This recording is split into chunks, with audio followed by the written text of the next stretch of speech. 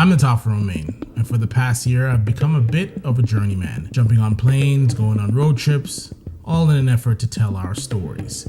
People from the US Virgin Islands. Cruisians, Tomians, and St. Jonians around the world are making strides in their respective industries, from music to art to hospitality, business, modeling, and sports. You name it, and I can bet that there is a successful Virgin Islander somewhere making us proud. And now I'm sharing those stories because it's about time the world learns how nice we are. And for a matter of fact, we need to learn how nice we are. We are Virgin Islanders, and we are all ambassadors.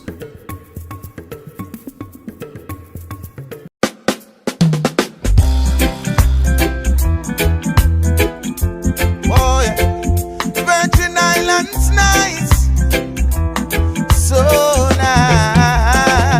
Welcome to this episode of US Virgin Islands Ambassadors. I'm Natafa Romain. In this episode, we sit with Grammy award-winning drummer and composer Dion Parson to learn about his story and how he became a musical success. I'm Dion Parson, educator, drummer, percussionist, and I'm from St. Thomas, Virgin Islands. Young Dion Parson growing up in the Virgin Islands, I was a curious kid about music. You know, my father, I was fortunate to have a father, Sonny Parson. For those of you who know Sonny, he was a very outgoing guy, loved the music, so he took me everywhere with him. And I can remember one situation that stands out in my mind. I was 6 years old and I went to Sebastian's at the waterfront. That's where Tommy Hilfiger is right now. And a gentleman by the name of John Lucien, the great John Lucien, was performing with his band. And my father took me to the club and we was hanging out, and he said, man, I'm going somewhere, I'm going to be right back, so just sit right there. And he put me at the end of the stage to sit with the band. And he told John, you know, look out for my son.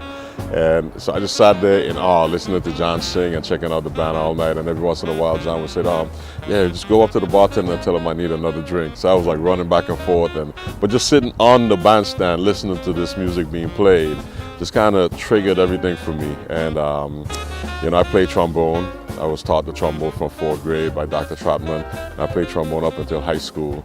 And in high school, I switched to the drums. My mother went to school and told the band director not to let me play the drums because I wrecked all the furniture, I banged up on all the pots and pans. Everything was a makeshift drum at home. And being a single mom, you know how it is. Me being the only boy in the house, and you know, mom working 2 to 3 jobs sometimes, coming home, she wasn't having drums in the house. So I was always a drummer in my heart. As young as I could remember, that's what I wanted to do. That's what I envisioned doing. I used to dream about it.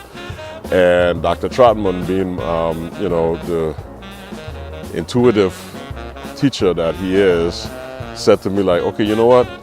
Let's put the drums aside for now. I play the trombone. I'll teach you to play the trombone. You could be a great trombone player, and we'll figure something out as we go along. Stick around. We'll have much more of this episode of US Virgin Islands Ambassadors. We'll be right back. USVI Ambassadors with Natafa Romain is sponsored by the United States Virgin Islands Department of Tourism. USVI Nice. So nice, so nice. Sweet, sweet St. Thomas nice. So nice, so nice. Send cry full of pure vibes. So nice, so nice. Send John a real paradise. So nice, so proud to be from the Virgin Islands and the whole place nice. To experience your Virgin Islands nice, book one of our summer packages today. I left St. Thomas and I went to Rutgers University in New Brunswick, New Jersey. I ended up at Rutgers because when I was in 10th grade, there was a concert at the University of the Virgin Islands, and a gentleman by the name of Dr. Lawrence McClellan, who then at the time was the head of the music department at the University of the Virgin Islands, he invited a group of guys down to perform and do a jazz concert.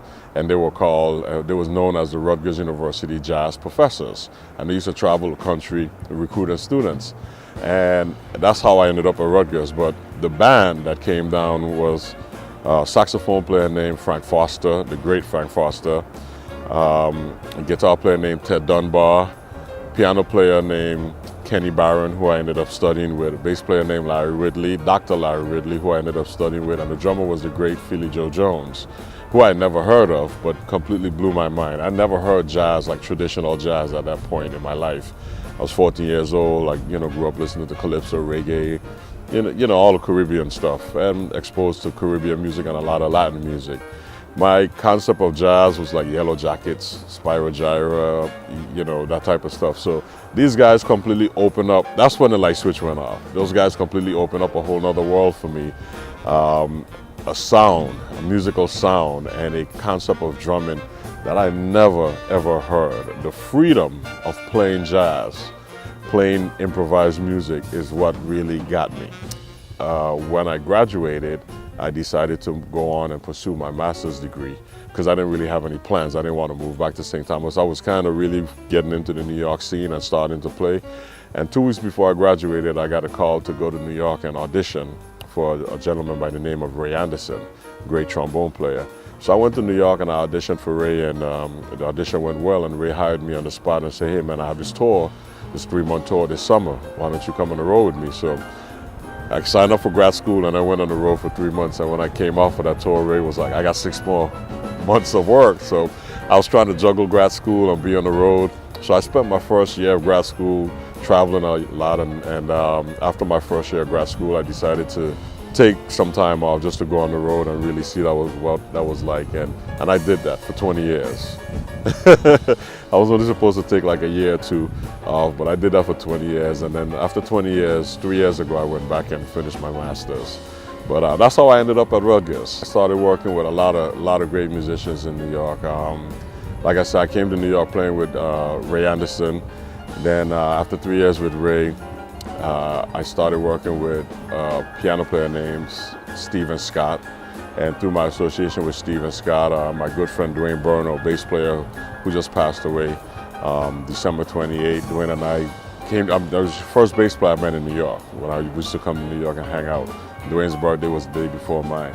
Dwayne introduced me to a saxophone player named Donald Harrison from New Orleans. He's a big chief for his Indian tribe in New Orleans, and Donald invited me to come and play with him, so I spent a lot of time in New Orleans.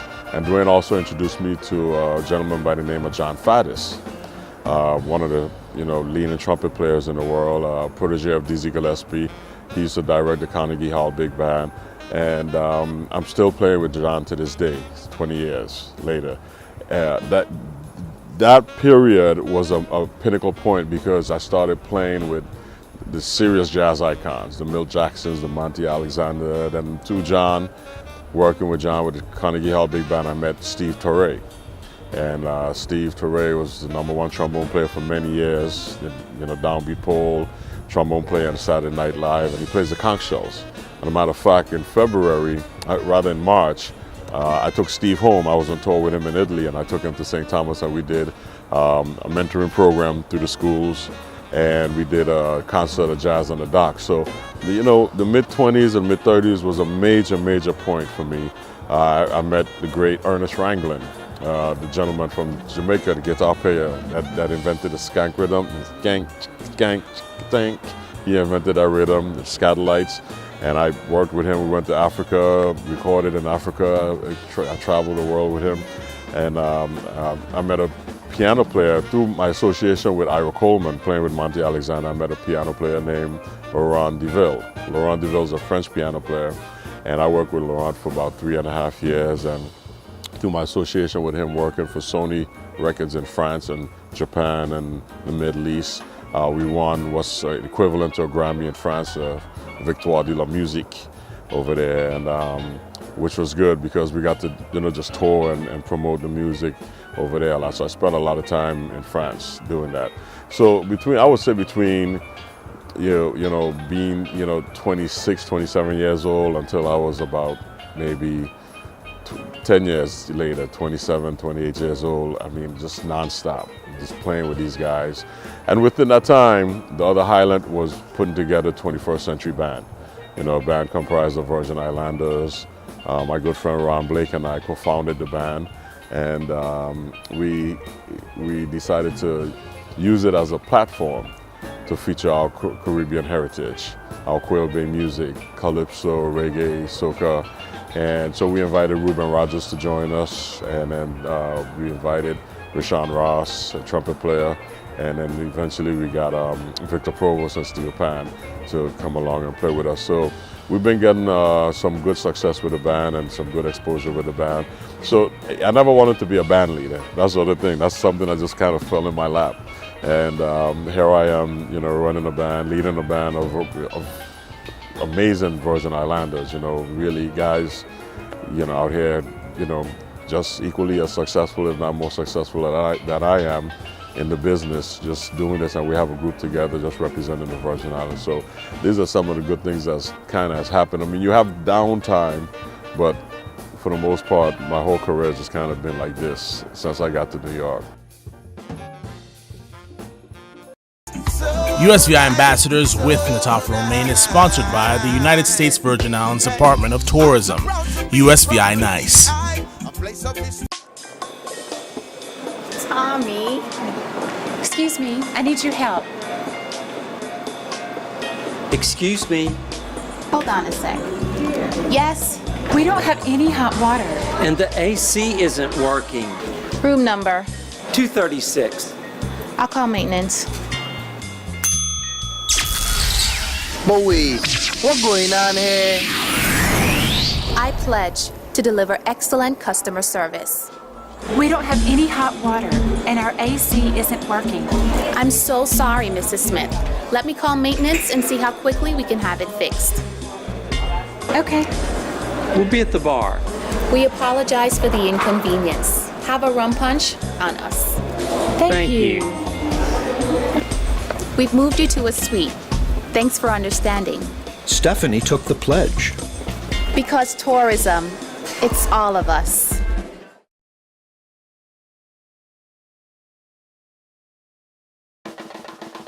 It's a story behind the formation of the band. I was in Brazil with a friend of mine, Steven Scott, and Steven used to be on Verve record label, and he had just got released from them. And it was Steven, Dwayne Burner, and Ron Blake, and we were in Brazil playing at a club called Mistura Fina in Brazil. And we was talking about the industry, you know, being young musicians, trying to get out there, develop yourself, and how do you do it? And at that time, you know, the internet was coming into play, you know, there was a big thing with Napster and Download It. And a lot of record companies was releasing artists because a lot of things was unstable at that time. So I came up with the idea, I said, man, you know, we all are great musicians. Why don't everybody bring, you know, 5 tunes to the table, $2,500 a person, and we go in the studio, we put a group together, we record it, we, you know, manufacture the CDs, split it up evenly, and we go sell them on our own and make our money back and kind of put an ensemble together. And everybody said, yeah, man, that's a good idea, let's do that. So we pick a date. I said, you know, I'm gonna call you guys on this date when we get back to New York. This was in August.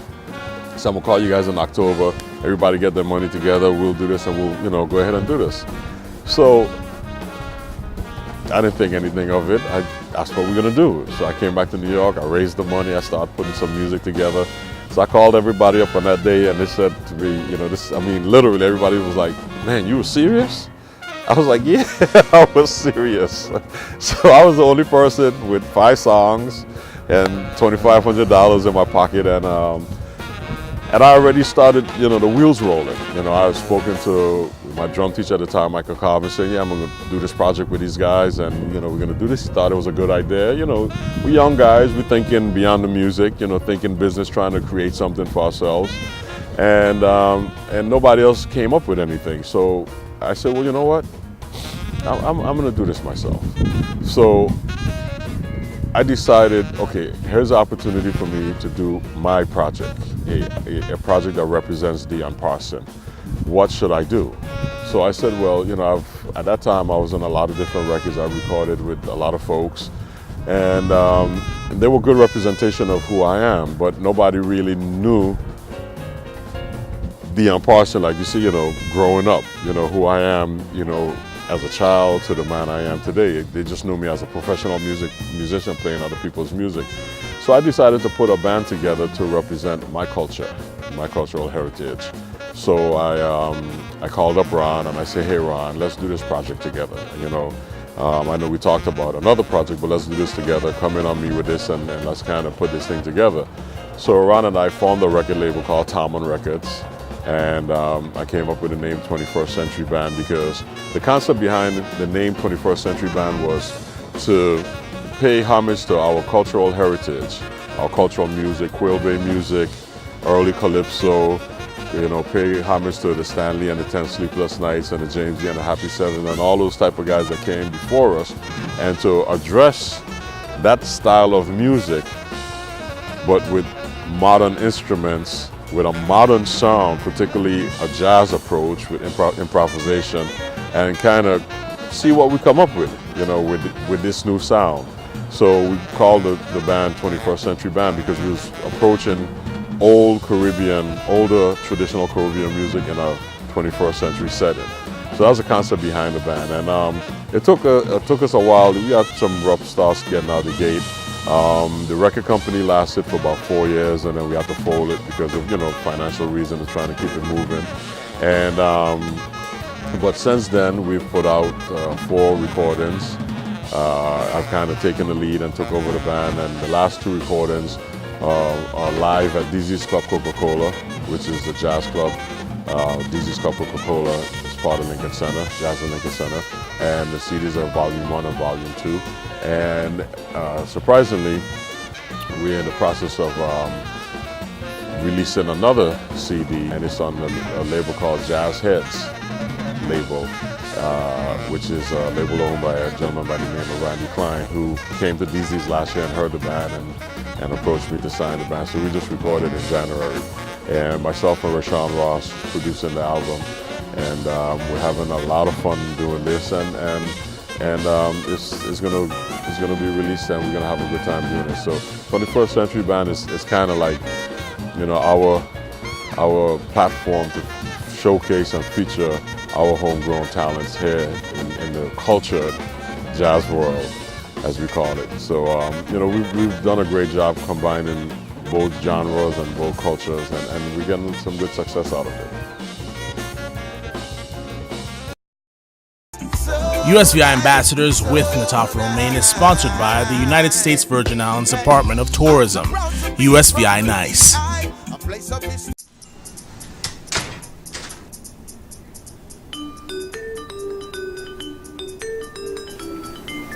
Do you have a bathroom here? I had no good morning. And you need some clothes. Let's get out of here. Bowie, what's going on here? We pledge to make all customers feel welcome. Good morning. Did you enjoy the beach? Yes, thank you. Do you have a bathroom? It's down the hall. And by the way, you should cover up once you leave the beach. It's the law. Oh, thanks. We didn't know. No worries. Let me show you where that bathroom is. Is this made locally? Yeah, and it's really good with fish. This is delicious. Hot. Stephen and Jessica took the pledge. Because tourism, It's all of us. And I had some great teachers that always said to me, you know, you don't own this. They'll say, D, you don't own this. Like, I don't own this. I'm teaching you, I'm giving you this knowledge. So when you see yourself coming at you, when you see the next Dion Parson coming at you, take the time out to give that knowledge to that young man or young woman, because that's the worst thing you could do is not pass it on. So it became like second nature to me to just give, you know, something to the kids, you know, work with them. And then I started our watch series. Every time the band played at home, we kind of gave instruments away. You know, Rashawn would give a trumpet here, Ruben would give this, you know. I mean, it just kind of was something that we did. If we knew we went into the schools and needed drums, I've gave away 6 sets of drums already. And it's just something kind of became something that we did. Then one day, I was on the road and I had some time off, and I said, you know what, I'm gonna cash in some frequent flyer miles and just go home and do some things. So I remember going to Interlaken through the Council of the Arts. So I contacted the Council of the Arts and my dear friend there, Betty Mahoney, who's still there. She's a director now. Betty used to say to me, you know, anytime you're coming home, let me know. Maybe we can do something and get you into school. So I contacted Betty and said, well, I have some time, I'm coming home. And so she put a schedule together for me. And I went into the schools, talked to the kids, played for them, gave them some information. And it kind of turned into a good thing. I feel good to know that I'm bringing some quality to the Virgin Islands and representing them around the world. I mean, I have so many stories of people that I've met around the world that once they find out I'm from the Virgin Islands, come up to me and tell me stories. I remember one of the last music festivals, one of the last jazz festivals they had in the island of St. Croix. I played there. I had Mark Harry on piano, Ruben Rogers was on bass, and a guy from Belize named Abraham Burton playing saxophone. And after the concert, we were in the back signing autographs and everything. And a week later, I was in Spain playing with Monty Alexander. And when we finished that concert, this couple came backstage with pictures of me with them from the week before on St. Croix. They said, we drove 2 hours to come see you, to bring you this picture because we met you in St. Thomas on St. Croix, 2 weeks ago, and they were in Spain. So it's good to know that we're from one of the most beautiful places on this planet and people love it. The Virgin Islands is a great place. I think one of my duties and one of my jobs is to help sustain our culture, help to promote it and help to take it to another level. And that's one of the things that, I'm good at. I'm really into our culture, I'm really into our music, and I'm really into promoting what I do. And again, like my mother said, do what you love. I love what I do. For me, doing this every day, it's a no-brainer. The On Parson and 21st Century Band will be releasing their new CD entitled St. Thomas this fall. And that will do it for this first season of US Virgin Islands Ambassadors. It's been an absolute pleasure bringing you the stories of Virgin Islanders living abroad who are true ambassadors to the territory. We'll see you next season.